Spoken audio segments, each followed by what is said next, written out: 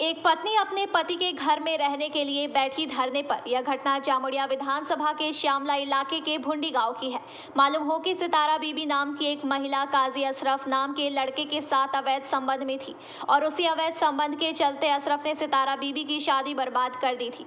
संयोगवश काजी अशरफ का सितारा बीबी से काफी समय से अवैध संबंध था। घर में लड़का पक्ष उस रिश्ते को स्वीकार करने के लिए तैयार नहीं है, इसलिए सितारा बीबी के घर वालों ने शादी तय कर दी। 3 साल पहले चाकदोला कोलियरी में सितारा बीबी की शादी हो गई। अभी भी काम कर रहा अशरफ ने दोबारा सितारा बीबी से संपर्क किया और सितारा बीबी को उसके ससुर के घर जाकर अवैध संबंध बनाने की धमकी दी।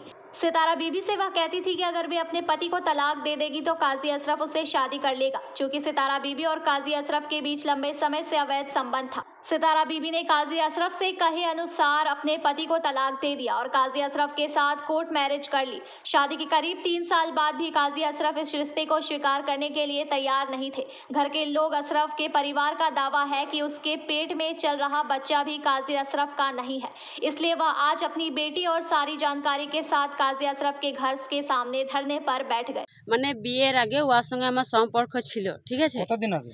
আজ ওর সঙ্গে 8-9 বছর ওর সঙ্গে আমার সম্পর্ক। সেটা আশরাফ কাজী, কাজী নজরুল কাজীর বেটা, ঠিক আছে।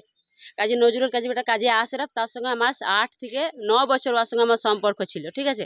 বিয়ের আগে ওটা, তারপরে ওর মনে করুন আমার বিয়ে লাগালো ঘর থেকে বিয়ে লাগালো। ওকে আমি বললাম যে আমার বিয়ে লাগাচ্ছে আপনি বাড়ি থেকে, তাহলে আমি কি করব, তুমি কি আমাকে বিয়ে করবে? ও বললো কি যে না, আমার দুটো এখন বোন আছে, আমি এখন বিয়ে করতে পারবো না। তাই বললো আমি বিয়ে করতে পারবো না, তুই যেখানে বিয়ে দিচ্ছিস তুই সেখানে রাজি হয়ে যা। আমি বললাম ঠিক আছে। আর তো কিন্তু তখন যখন ওর সঙ্গে আমার অন্য লোকের সঙ্গে বিয়ে হয়, তখন আমার পেটে 1 মাসের বাচ্চা ছিল, আশরাফের জন্ম, ঠিক আছে। আশরাফের জন্ম ছিল। আমি তখন বললাম, ওই আমাকে টেস্ট করার জিনিস এনে দিয়েছিল, বললো যে এটা টেস্ট করে বল। নিয়ে আমি বললাম ওকে, তুই বলছি কি ঠিক আছে। আমি বললাম তাহলে তুই এরকম করলি আমাকে, তাহলে তুই আমাকে লেব রে। বলছি কি যে না আমি এখন নিতে পারবো না। তা বলছি আমাকে বলছি বাচ্চাটা নষ্ট করে দে। আমি বললাম যে না আমি বাচ্চাটা নষ্ট করবো না, তোকে আমি ভালোবাসি, তুই আমাকে ঘরে লে। ও বলছি কি যে না আমি এটা নিতে পারবো না, তুই যদি আমার সঙ্গে জোর জুলুম করবি তা আমি জান দিন দেবো, ঠিক আছে। তখন ওকে আমি ভালোবাসতাম, ওকে মন থেকে আমি বিশ্বাস করতাম। তাই আমি বলি তুই যেথা বিয়ে দিচ্ছে সেখানে বিয়ে করলে। ওর কথা মতো ও আমাকে দুটো বোন দেখাই দিলে যে আমার দুটো বোন আছে। আমার বোনগুলার এমনিতেই বিয়ে হয়েছে না, 30-35 বছর করে বয়সে আমার বোনগুলার বিয়ে হয়েছে, ঠিক আছে। ও বলছে যে আমার বোনগুলার এমনিতেই বিয়ে হয়েছে না, আমি যদি এবার এমনি ঘটনা ঘটাই তাহলে আমার বোনগুলার আরও বিয়ে হবে না। তাই বলছে তার থেকে তুই যেখানে দিছে সেখানে করলে। ওর নাচন আমি নেচেছি, ঠিক আছে। ও আমাকে বিয়ে করতে বললে, আমি বিয়ে করে নিলাম, ঠিক আছে। তারপরে ও যে পদে ওর বন্ধু আর ওর বন্ধু আছে আর ও দুজনাতে যে পদে আমাদের শ্বশুর বাড়িতে যে পদে বলে লগা যে বাচ্চাটা পেটে আছে সেটা আমার। তা আমি বলছি তুই বিয়ে করতে বললি, তুই আমাকে ইয়ে করে দিলি, তো তুই আবার ওখানকার যাবার তোর কি দরকার ছিল যে ওই বাচ্চাটা আমার? তো তুই যখন আমরা এবারে যখন মনে করুন এটা যদি কারো বাড়িতে যদি বলে আসে তো তার সংসার আর টিকবে আপনি বলুন? ওখান থেকে আমার শ্বশুর শাশুড়ি আমাকে ঘর থেকে বার করে দেয়। ওখান থেকে আমার স্বামী আমাকে নিয়ে দুমানের কোয়ার্টারে থাকতো, ঠিক আছে।